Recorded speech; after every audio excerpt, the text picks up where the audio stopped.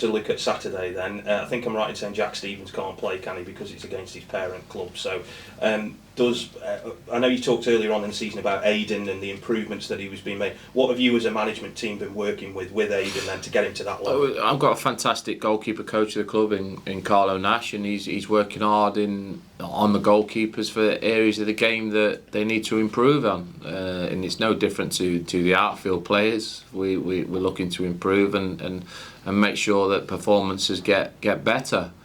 Both great lads, both very, very, very talented goalkeepers, but still got attributes in the game that they need to be better at. And I know I said a few words after the game, but I have total belief in the goalies. But they're not under no illusions. They've got to save more shots from outside the box. We've let a couple of goals in, which I think that they're disappointed in. So that's great for me, because when you're dealing with honest players that know they should be doing a bit better with the attempts, that's great. But also, a goalie is one of the hardest positions on a pitch, and you're the last line of defence.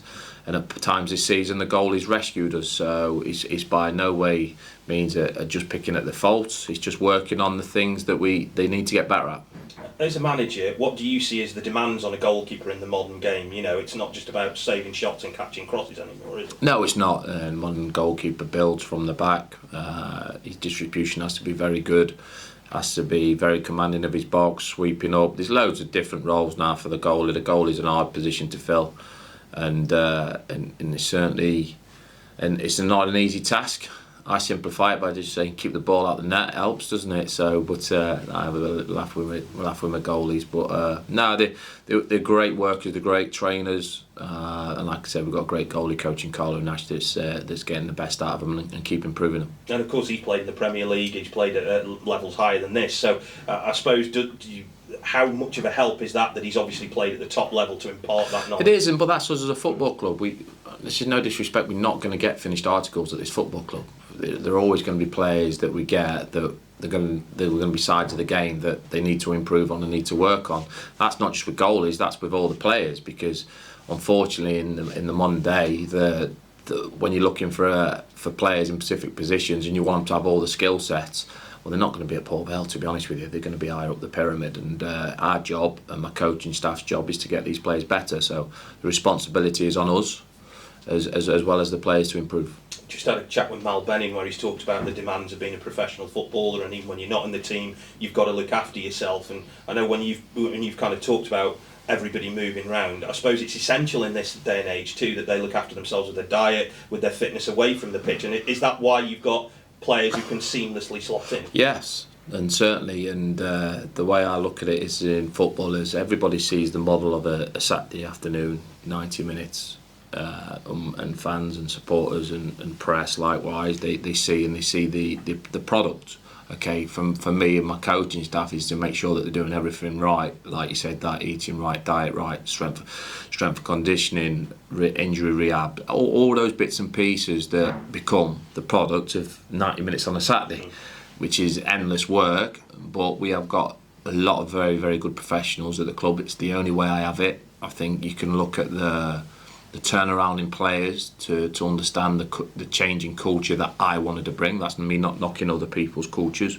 Everyone does it in a different way, and players have to align to that, and we've got a group that do. Lastly, Oxford are a team. I think you had Matty Taylor at Bristol Rovers, didn't you, if I remember rightly? But with that in mind, though, they're a team got to the playoffs last year, but you wouldn't class them as like that Ipswich, Sheffield Wednesday level of team who are one of the big hitters. But it shows you that anybody putting a run of results together can achieve something in this league. Oxford have a tremendous squad. Cole's teams have you'd probably be frustrated with this, but haven't had a great start the last couple of seasons. But flew, they're a very good possession based team. I had the boy Matty Taylor, who's a great lad, Billy Bowden as well. Sold them both for getting on nearly $1 million from both of them. So they've got high calibre players in the squad, good players, but we're there to go and try and get the 3 points. That's why we're here. We're more than a match for most teams in this division, and we'll be looking to do the same. Darrell, obviously, as you've already alluded to, Oxford, they are a possession-based side. Cole has never changed that as whichever team he's going. Does that help in many ways that you know what to expect from that team?